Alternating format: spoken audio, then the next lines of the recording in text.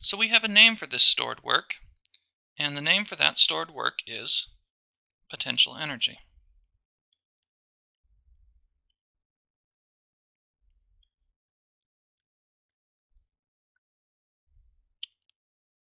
So the formula for potential energy is that the change in potential energy is equal to minus the work done by some internal conservative force.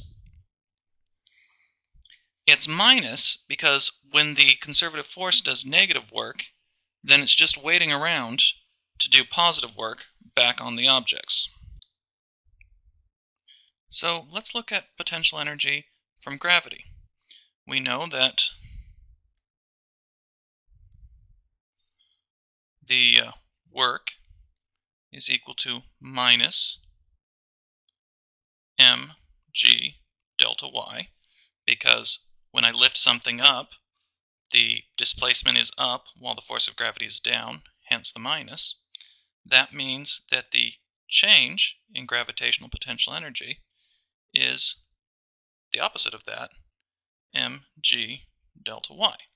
Something has more energy, more potential to do damage, more potential to do work if the object is elevated away from the Earth. Now you'll notice all I've defined is the change in potential energy. It turns out that this formula doesn't define where we have our starting point. And in fact, we could choose our starting point anywhere we like. So for example, in the sloth problem, we've got this 2 kilogram sloth, and we could choose our 0 point to be here on the ground, at the balcony, at his height, or a meter above his height. And each of those will give us a different value for energy. So if we take him to be 2 kilograms, and we'll just simplify and call the acceleration due to gravity 10, then we could call this place 0 joules. And then at 3 meters, I've got U equals mgh. So mg is 20, h is 3, so this would be 60 joules. This would be 100 joules, and this would be 120 joules. If instead I take 0 to be at the balcony level, this is 0, this is negative 60 joules, this is 40 joules, and this is 60 joules. If we take 0 to be at his height, then this is 0 joules. I've got negative 40 joules, negative 100 joules, and 20 joules.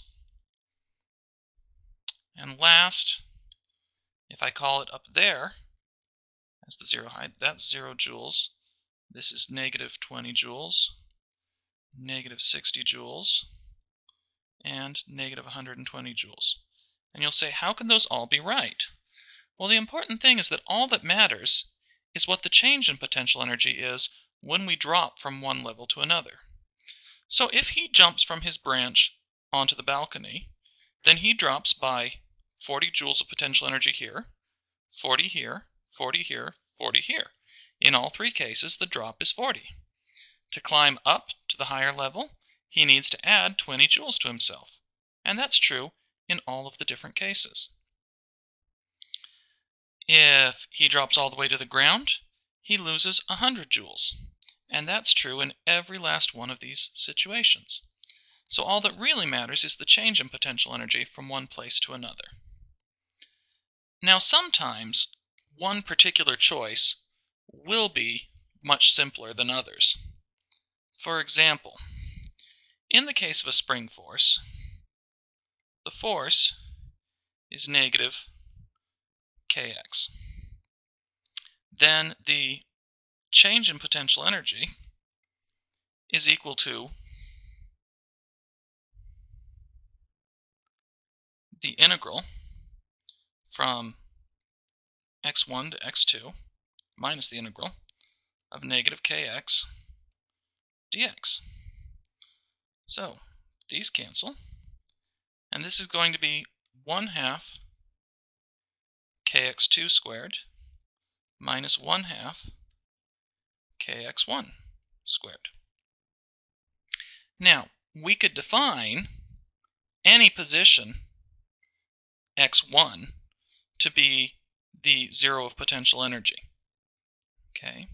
In that case, what we get is that the potential energy at point x is simply 1/2 kx squared. So we're letting x2 be just any arbitrary position, minus 1/2 kx1 squared. And this will just be some constant that we'll find and use. It'll be an actual number.